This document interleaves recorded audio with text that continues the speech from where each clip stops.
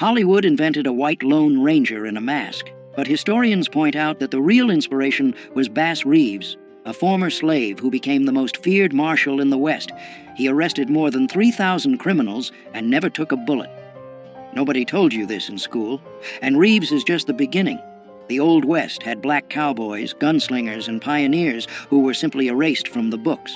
Number 1. Bass Reeves was born enslaved in Arkansas in 1838 and escaped during the Civil War. 10 years after the war ended, he became the first black deputy U.S. Marshal west of the Mississippi. His territory was one of the most violent in the country, the indigenous lands of Oklahoma, where criminals of every kind would go into hiding thinking no one would come after them.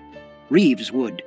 He spoke several native languages, which helped a lot on missions. He had a peculiar method. He would disguise himself as a beggar, a priest, anything that would make the guy let his guard down. Over more than 30 years of service, he arrested more than 3,000 fugitives. 3,000. And they say he never missed a single shot. Many historians believe he was the real inspiration behind the Lone Ranger, but when Hollywood told that story, the hero became white. Reeves died in January 1910, at 71 years old, in Muskogee, Oklahoma, poor and practically forgotten. Number 2. Bill Pickett was born in 1870 in Texas, the son of former slaves, and grew up watching how ranch dogs kept cattle in line. That's where he got an idea no one had tried before, taking down a bull using his own teeth. He would grab the steer by the horn, twist the animal's neck, and bite the lower lip so hard the animal would lock up and fall. This technique became known as bulldogging and is still one of the most popular events in American rodeo today. Pickett became a headliner in the Miller Brothers Wild West shows, performing in arenas across the United States, Mexico, Canada, and even South America. But outside the arena, reality was different. In many towns, he couldn't stay in the same hotels as his white colleagues. Even so, he kept riding and competing for more than 40 years. In April 1932, at 61 years old, he was breaking a wild horse on a ranch in Oklahoma when the animal threw him and trampled him. He died doing what he'd done his whole life. Number 3. Nat Love was born in 1854 on a farm in Tennessee. He was born enslaved. When the Civil War ended, he was 11 years old and didn't have a penny, so he did something few people would have expected from a black boy at that time. He went west. At 15, he made it to Texas and got a job on a cattle ranch.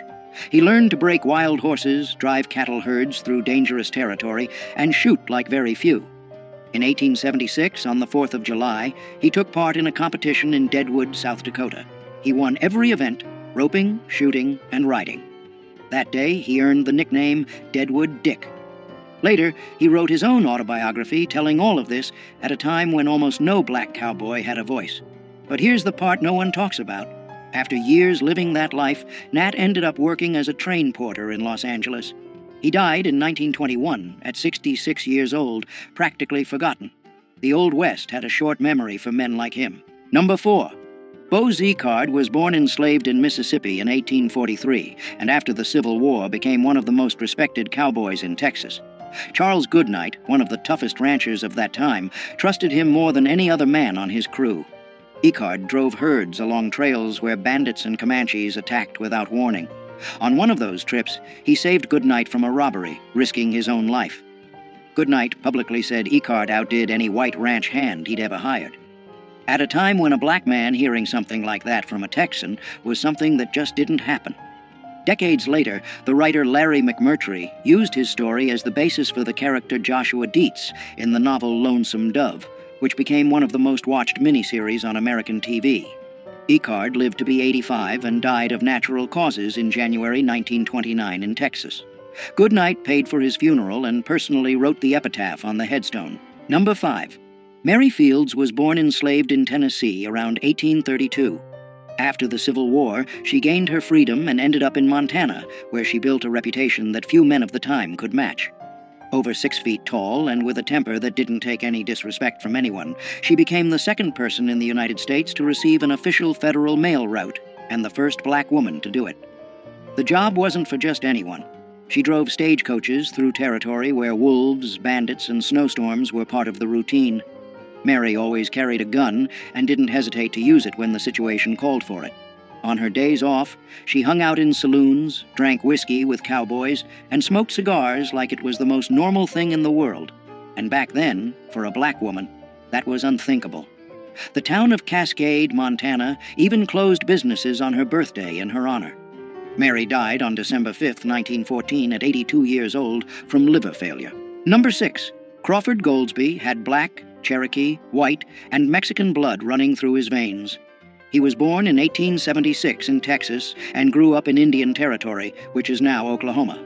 By 18, he was already one of the most wanted criminals in the whole region.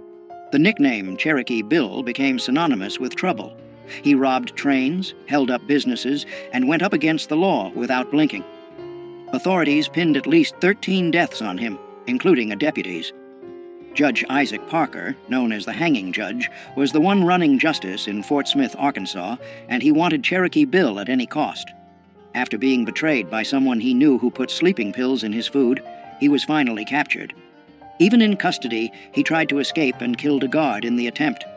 On March 17, 1896, at only 20 years old, he climbed the gallows. When they asked if he had anything to say, he calmly answered that he hadn't come there to give a speech, just to die. Number 7. Isom Dart was born enslaved in Arkansas around 1849. When the Civil War ended, he was still a teenager and had nothing. No land, no money, no family who could help. So he did what many men of that time did. He headed west to try his luck. But his luck came with a price. He started out stealing cattle and horses in Wyoming, and he was good at it. He changed names like changing shirts.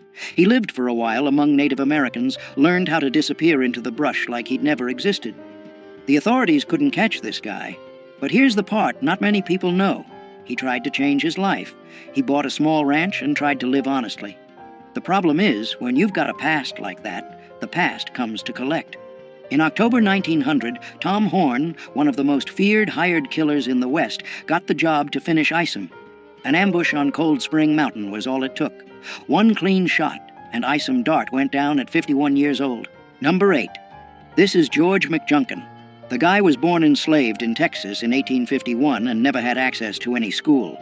Even so, he taught himself to read and became one of the most respected cowboys in New Mexico. But what makes his story truly impressive has nothing to do with cattle. In 1908, after a major flood near the town of Folsom, McJunkin found huge bones sticking out of the ground in a ravine. He realized that wasn't normal. They were bones from giant bison that had gone extinct thousands of years ago, and along with them were spear points made by human hands. The problem was, nobody took him seriously at the time. McJunkin spent years trying to get scientists to pay attention to that place. He died in 1922 without seeing any recognition for his discovery. Only after his death did researchers finally go to the site and confirm that humans had been living in the Americas for at least 10,000 years. That changed everything science believed up to that point. Numero 9. Jim Beckworth was born enslaved in Virginia in 1798, but his life took a turn that few people would expect. While still young, he gained his freedom and went west to work as a trapper, hunting beaver pelts in the mountains. During his travels, he ended up being adopted by the Crow tribe, where he rose through the ranks until he became a war chief. That's right, a former enslaved man leading warriors in one of the most respected tribes of the Great Plains. Beckworth also discovered a pass in the Sierra Nevada mountains that still bears his name today, a route that helped thousands of settlers reach California. He lived between two worlds his whole life, moving between white society and native people without fully belonging to either side. He died around 1866 at 68 years old, and what makes his death even more intriguing is the theory that the Crow themselves may have poisoned him during a ritual because they believed his spirit would bring lasting strength to the tribe. Number 10. York was born enslaved to the Clark family around 1770 and was taken on the expedition that crossed the American continent between 1804 and 1806. During the journey, something curious happened. Several indigenous tribes had never seen a black man before. Some tried to rub his skin, thinking it was paint or dirt. The Mandans were so fascinated that they treated him almost like a supernatural figure. York hunted, fought, and faced the same dangers as any other member of the group, but when the expedition ended, he returned to being enslaved. He asked William Clark for his freedom several times and was refused. Historians disagree about what happened next. Some accounts say Clark finally freed him years later, while others suggest he ran away. What is known is that York probably died around 1832, a victim of cholera, without ever receiving the recognition the other explorers got. Number 11. In 1856, a woman who had been someone else's property her whole life walked into a Los Angeles courtroom and did something few people had the courage to do back then. Bridget Biddy Mason sued her own owner for her freedom, and she won. But what came next is even more impressive. Born enslaved in Georgia in 1818, Biddy was forced to walk nearly 1,500 miles on foot to the American West, taking care of cattle and children along the way. After gaining her freedom, she worked as a midwife and started saving every penny. With that money, she bought land in downtown Los Angeles when the city was still small and dusty. Those properties went up in value in a way nobody expected. Biddy became one of the wealthiest women in the area and used that fortune to help people in need, founding churches, shelters, and donating to struggling families. She died in January 1891 at 72 years old, from enslaved to millionaire at a time when the laws were working against everything she stood for. Number 12. Clara Brown was born enslaved in Virginia around 1800 and spent more than 5 decades without freedom. When she was finally freed, she was already 56 years old. Most people at that age would think about resting, right? Not her. Clara headed straight to Colorado during the gold rush, working as a cook and laundress in miners' camps. The detail few people know is that she spent almost none of what she earned. Every penny was saved for a goal she never gave up on, finding her family, who had been sold and separated decades earlier. With the money she built up, Clara helped dozens of formerly enslaved people get settled in Colorado, paying for trips and offering housing. In Denver, she became known as the city's angel, and after years of searching, already in her 80s, she managed to reunite with her daughter, Eliza Jane. Clara died in October 1885 at 85 years old, proving that determination doesn't have an expiration date. Number 13. This is Kathy Williams, and her story is one of the most surprising of the post-Civil War era. Born enslaved in Missouri in 1844, she gained her freedom when Union troops occupied the area. But being free didn't mean having opportunities. With no money and no options, Kathy made a choice that few people would have had the courage to make. In 1866, she showed up at a recruiting station using the name William Cathay and enlisted in the 38th Infantry Regiment, the famous Buffalo Soldiers. For 2 years, she marched hundreds of miles across New Mexico under the blazing sun, slept in tents with other soldiers, and went through medical inspections without anyone discovering the truth. It was only when she became seriously ill that an army doctor revealed that William Cathay was, in fact, a woman. She was discharged and spent the rest of her life in Colorado, working as a laundress and cook. She died around 1893, poor and almost forgotten.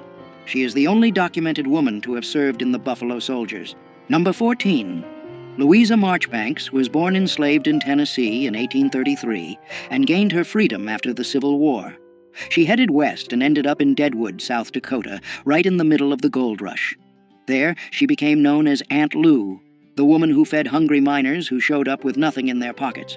Her reputation in the kitchen grew so much that she ended up cooking meals even for presidents of the United States. What stands out in her story is how a woman who started life without even having rights over her own body managed to become one of the most respected figures in a violent town run by armed men. In Deadwood, where the law barely existed, it was her food that brought people together. Aunt Lou later moved to Wyoming, where she kept cooking and was loved by everyone around her.